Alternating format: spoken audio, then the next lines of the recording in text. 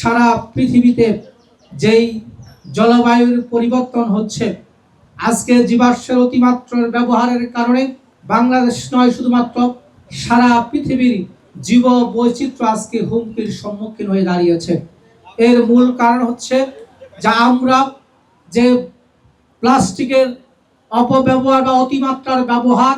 আমাদের বর্জ্য ব্যবস্থাপনার সঠিক পদ্ধতি অনুসরণ না করা এবং জলবায়ু সংরক্ষণের জন্য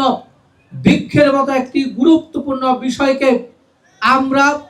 এই বৃক্ষরোপণের পরিবর্তে অতিমাত্রার বৃক্ষ নিধনেই আজকে সারা পৃথিবী একটি হুমকির মধ্যে এসে দাঁড়িয়েছে। বাংলাদেশ জামায়াত ইসলামী একটি মানবিক সংগঠন হিসাবে, বাংলাদেশ জামায়াত ইসলামী একটি প্রতিশ্রুতিশীল সংগঠন হিসাবে জনসচেতনতা তৈরিতে ভূমিকা রাখার জন্য আমরা এই বিশ্ব পরিবেশ দিবসকে সামনে রেখে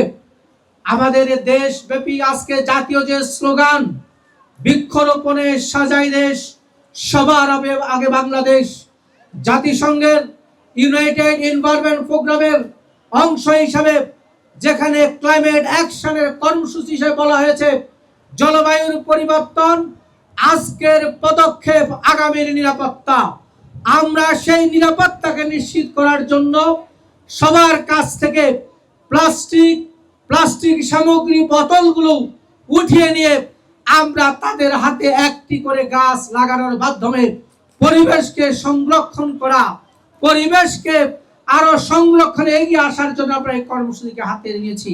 আপনারা যারা এখানে উপস্থিত হয়েছেন তাদের মাধ্যমে আজকে আমরা সারা বাংলাদেশবাসীকে, সারা বাংলাদেশের যুব সাধারণকে, আমরা বাংলাদেশের কিশোর তরুণকে আজকে বলতে চাই, আসুন পরিবেশ রক্ষায় আমরা গাছ লাগানোর উদ্যোগ গ্রহণ করি।